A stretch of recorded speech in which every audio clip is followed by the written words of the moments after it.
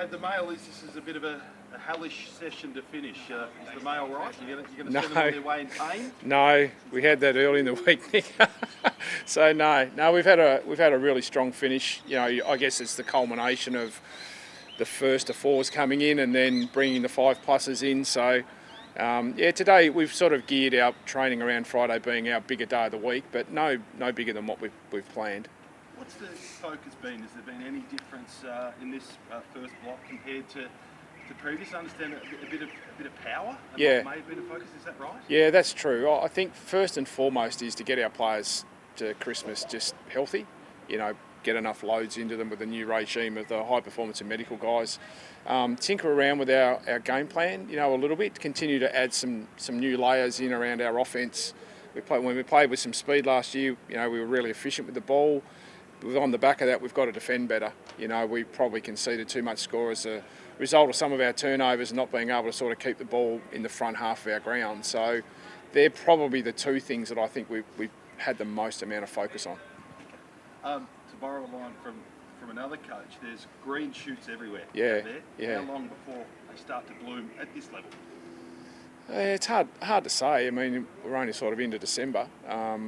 We don't really put a ceiling on any of our guys. I think as you saw last year, you know, how quickly those young players grow. And now it's that next tier. It's the Luke Davies-Uniacke, it's the Nick Larkies, Cam Zurhaars. I mean, they're the guys that we want to step forward to, you know, move that younger group and to sort of challenge the older group. So, yeah, look, it's extremely exciting. We've been really impressed with what they've done so far. But yeah, as far as how much growth we get this year is still a bit unknown, but it's really exciting. Fans seem really bullish and excited about whether you say blue chip talent, but there's talent. Yeah. And it's young and it's coming through. As a coach, you've been around footy a long time and lots of clubs. Does it give you a spring in your step just seeing the growth? Absolutely, it does. Yeah, and I think if you we've had a strong focus on education and being able to get our guys to understand what they need to put in place, and that's, you know, across the board. I think one of the hardest things to teach them is how to train at an AFL level, and I think that's what we've really attacked this year. There's new standards we've created internally, new standards on the training track. So, you know, from that side of things, that's the excitement when you see those guys, those young guys particularly, lift to that standard and them see and understand what they've got capacity to do. Yeah, that makes you go to work even harder.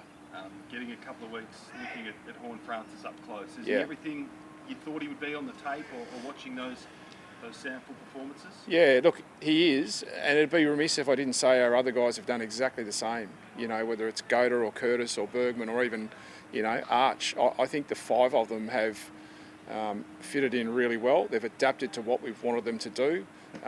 Jace has obviously got some, you know, high-end natural talent, but we shouldn't underestimate the other guys that, you know, the recruiting guys did a great job on getting in. That collection of those five guys has been terrific, been excellent.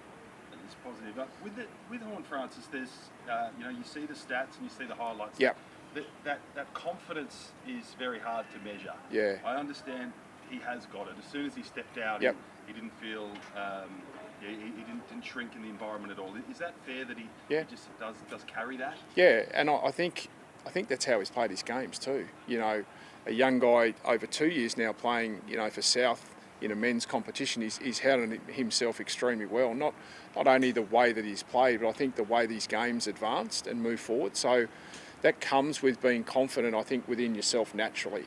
And then once you're able to deliver some of those things that you're good at, you know, as a young player coming through in men's footy, that just, you know, that even gives you more belief in what your capabilities are. So, yeah, he's certainly got a presence about him. What about the older boys, Jack and Luke McDonald? I had a brief chat to them yesterday. Are they playing more of an educating role here and helping you, or do you feel that they're coming along for the ride, going, hang on, if we can get these guys... Can we hang on a bit longer? Yeah. He said that's feeling a bit of the Shane Crawford about them, you know, and maybe they get that, you know, that real chance of team success if these kids come on. Yeah, I think what our fans would have seen this year is that all of our leaders grew in all the challenges that we had with them in their own roles and their growth. I think they led extremely well in being challenged by us as a coaching group to improve their game. It clearly wasn't just a focus for us internally about just the young group coming through. We wanted to make Goldie better, we wanted to make Jack better, we challenged Cunners, in the way that he was sort of playing. So we put some challenges internally for those guys to actually grow, and I think they get energised by the young guys coming through. There's no doubt, they'll tell you that. But they were fantastic in their leadership to take on board new challenges for themselves. And then when your leaders are doing that, and it's good enough for them, it's good enough for everybody else. You mentioned Goldie. You've brought in a big fella in Coleman Yep. Jones, who just looks ready to go Yep. physically. Is that going to work okay? It's not going to be, there'll be a bit of old bull, young bull, No. or are you happy that they can work together? Yeah, I'm happy, one, that they can work together, and two, you've got internal competition. Don't forget Tristan Cherry as well. He's come back in fantastic. He's been one of our best trainers up till now. His attitude, the way he's presented himself from a physical perspective has been fantastic. So that internal competition, we still feel like we can play two rucks. That's how we want to structure up. How that flushes into the forward end, we're not too sure yet. We might need a bit of support for Larks down there with another tall, but we know all three of those guys can play forward. Goldie, X and CJ can all go forward, so that's great for our versatility. And at the end of the day, we've got three ruckmen that are going to be vying for a couple of spots. Just on Coleman Jones, we haven't seen a lot of him at AFL level. Yeah. In the 9 games, there was one standout where a few people stood up and watched. I understand there's a bit of a nasty streak there. Do you look to, and fans get excited by this, do you look to harness it and certainly not take that out of his game? Yeah, absolutely. I've always been a fan of big guys having presence. Always loved playing with good big guys that had presence, and so I think that's part of the role that they need to play as a midfield or as a forward or even as a defender. You defend till the end if you're a defender, but particularly in the ruck, I think you need to have an edge to you. There's no doubt about that.